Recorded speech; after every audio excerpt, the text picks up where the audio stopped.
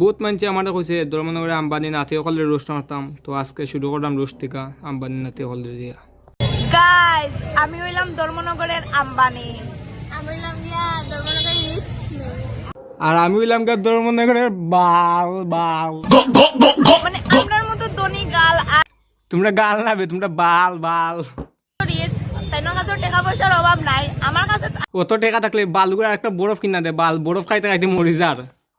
তাইনোর কাছে টাকা আইয়া জমা থাকে, তো বুঝো এখন তাইন কত ধনী। তাই না পাওয়ার সার্ভিস বেশি বড় হয়, তাহলে টাকা বেশি জমা রাখে, বুঝলাই তো তোমরা। শীতকালের বেগও কত টাকা আছে? আছে মানে এটা তো গনাবে তোমরা পারতাই না, এটা মূর্খ মানুষ। ইতার ক্যামেরা দেখা লাগে লেবার সুদান না, নিজের নিজে আম্বানি নাতি সুদান। তোমরা তোমরা মানে তোমরা গনতেও পারতাই না, মানে অত টাকা আছে। আর আমার আমি অত্যন্ত বাবরা, আমার বাড়ির সামনে বেন থেকে বেগটা খেয়ে তুলে আনছে, যাই হোক আজকে দেখেল যে খেয়ে নিচে তুলিয়া। আমার ব্যাগ তো আরো বড় লাগে। আমি তো টাকা বানাইতে আর আর কিছু কইলাম না, মানুষ আমরা দেখে আসিলিরা। মানুষেও দেখায় আজকালকার ফকির ভর্তির ফকিরে নিজের আম্বানির নাম সুদান, আর সাথে কি দেওয়া করতো বা।